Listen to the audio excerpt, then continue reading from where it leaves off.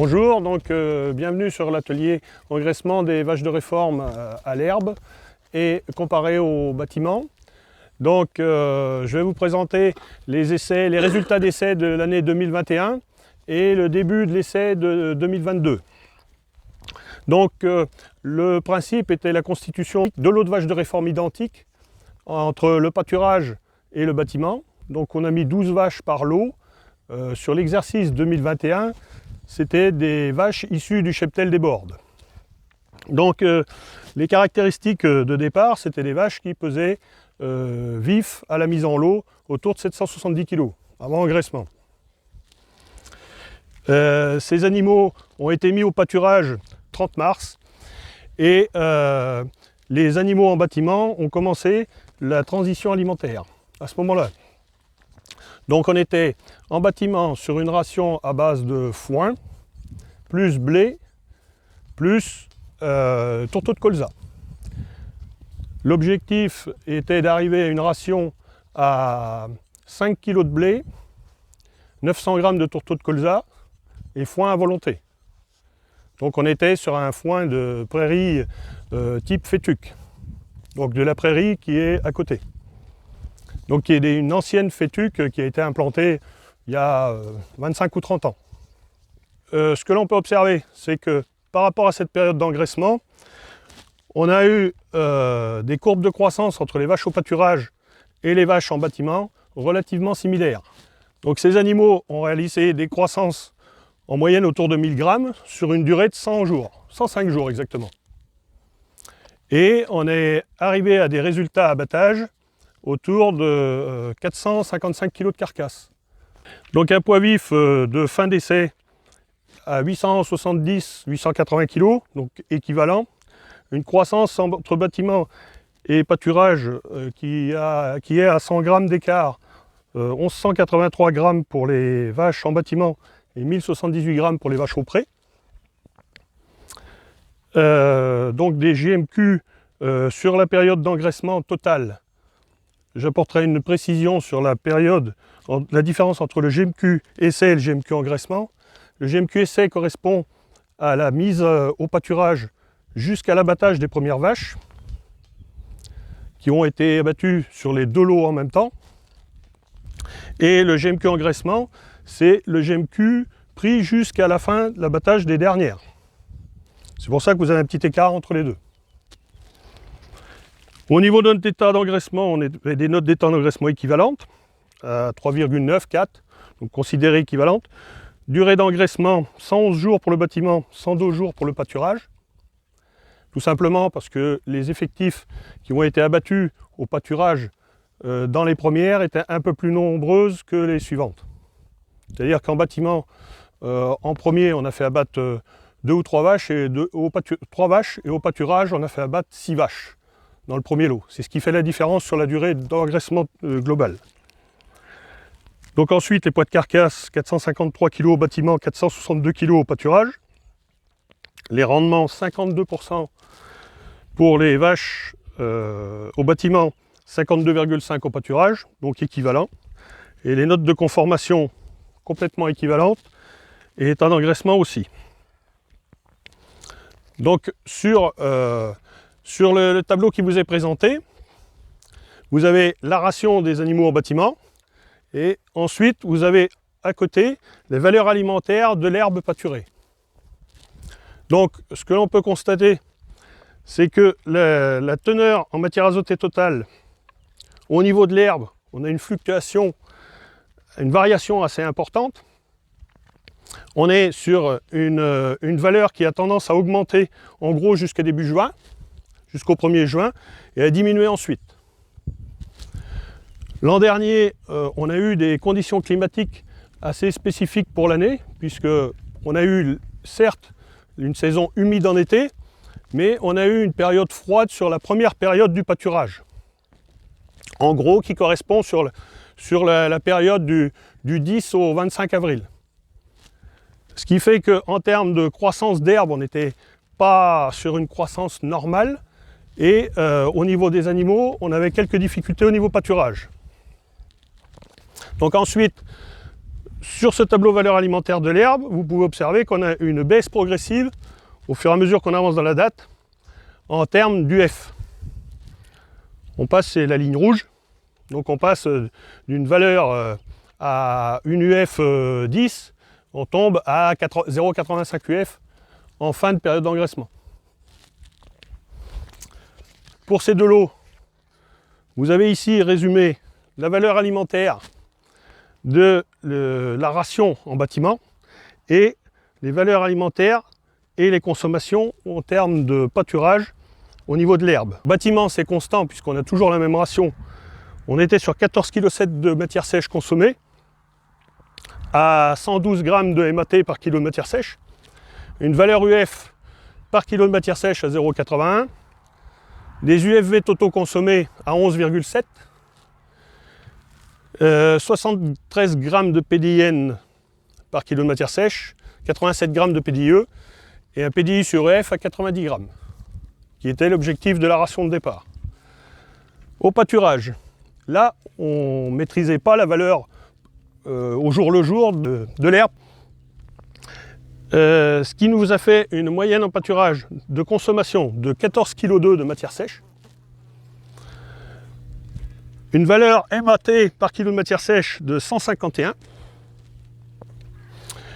des UFV moyens kilo de matière sèche herbe à 0,97, UFV totaux consommés par rapport aux 14,2 kg qui nous porte à 13,6 comparé aux 11,7 UFV totaux en bâtiment, ce qui est relativement élevé. PDIN par kilo de matière sèche à 90,4, PDIE à 69, ce qui nous fait un rapport PDI sur UF à 71 g. Par rapport à l'expérimentation, ça nous a amené à mettre en place un pâturage tournant l'an dernier qui était différent de celui de cette année. La différence l'an dernier, c'est qu'on n'avait que 4 parcelles pour pâturer les animaux, et cette année on est sur 6 parcelles. Les 4 parcelles l'an dernier étaient dans les mêmes parcelles que vous avez cette année. Donc vous avez la parcelle derrière vous qui est celle-ci. Ici on est sur la zone en rouge. Et ensuite vous avez devant vous les parcelles ici. Donc l'an dernier on avait coupé en deux ici et en deux ici. On a sorti les animaux en premier ici pour une question pratique et aussi par rapport au potentiel de pousse de l'herbe de chaque parcelle. Et l'an dernier, donc on a tourné au départ, comme il faisait froid, on a tourné assez rapidement au premier tour parce que l'herbe poussait peu. Ce qui fait que on a pâturé de l'herbe en premier tour relativement correctement. C'est-à-dire que les hauteurs d'herbe étaient maîtrisées et on avait assez peu de refus. Par contre, au deuxième cycle d'herbe, c'était plus compliqué. Le principe du pâturage tournant, on est, nous, dans un potentiel ici relativement moyen au niveau pousse de l'herbe, lié au sol, principalement. Donc, on se fixe pour objectif d'offrir 40 arts par équivalent vache-veau dans notre schéma de départ de mise au pâturage. Donc ces 40 arts, il nous fallait pour les 12 vaches, quand on a eu fait le rapport des équivalents vache-veau, il nous fallait 4 hectares. Ces 4 hectares en 4 parcelles nous génèrent une pousse de l'herbe progressive et cette pousse de l'herbe nous amène à avoir comme objectif de faire pâturer de l'herbe entre 10 et 12 cm en moyenne sur les parcelles. D'objectif minimum sortie d'animaux à 6 cm pour ne pas pénaliser les repousses futures. Quand on est arrivé sur la dernière parcelle, notre quantité d'herbe était plutôt à 13, 14, voire 14 cm 5 de moyenne, ce qui fait qu'on a eu un temps de séjour très long. L'objectif était d'avoir 7 jours par paddock pour avoir 21 jours de repos et 7 jours de pâturage. Et sur la dernière parcelle avec l'avance d'herbe, on a été sur 12 jours. Mais pour assurer le deuxième tour et avoir suffisamment d'herbe, on n'a pas eu l'opportunité de pouvoir faucher, c'est-à-dire de sortir une parcelle de notre rotation. ces rotations au niveau des parcelles, cette année, on a choisi, en 2022, d'opérer avec 6 parcelles. Pour opérer avec ces 6 parcelles, donc on a reprocédé à un découpage différent. Donc vous voyez une croissance assez rapide. Et cette croissance assez rapide nous a amené au premier tour du pâturage cette année à pouvoir retirer ici cette parcelle. C'est-à-dire qu'on a fait le tour ici. Normalement, on faisait ce sens-là et on devait tourner comme ça. Sauf qu'on est arrivé ici, on a débrayé cette parcelle, ce qui nous a permis de récolter en enrubanage pour permettre de continuer la rotation et d'offrir de l'herbe de bonne qualité aux animaux. Toujours sur l'objectif de 10-12 cm à l'entrée des animaux sur la parcelle. Au deuxième tour de cette année, donc croissance de l'herbe étant ce qu'elle est, vous voyez qu'il y a quand même relativement un pic. Au deuxième tour de cette année, on a débrayé cette parcelle-ci. Donc, où on a récolté, ici on a récolté 2,8 tonnes de matière sèche hectare sur cette parcelle-là, l'équivalent de 2,8 tonnes hectares. Et ici on a récolté 1,7 tonnes à peu près hectares. On commence le 3e cycle de pâturage. Le 8 juillet, je pense que au niveau de la qualité et au niveau de la quantité d'herbe, c'est quand même de très bonne qualité. Donc les résultats techniques de cette année, on est sur des animaux qui sont issus, le lot d'animaux du commerce, donc d'animaux qui ont un type génétique, une moyenne mise en lot différente de l'an dernier. On a démarré notre pâturage le 29 mars. On se rend compte au niveau de l'évolution des croissances, des prises de poids des animaux, où le pâturage a été plus vite que les animaux en bâtiment. La transition alimentaire des animaux en bâtiment a été plus compliquée. La ration de cette année, l'objectif était sur une quantité de céréales, chez nous c'est du blé, supérieure à l'an dernier, puisqu'on avait un fourrage d'une prairie naturelle de moyenne qualité. Des foins récoltés de l'an dernier qui ont été récoltés un peu tard avec l'humidité, où les stades étaient déjà avancés. L'objectif était d'atteindre 7 kg de blé et 1,2 kg de tourteaux de colza pour avoir une ration équivalente aux besoins estimés des animaux.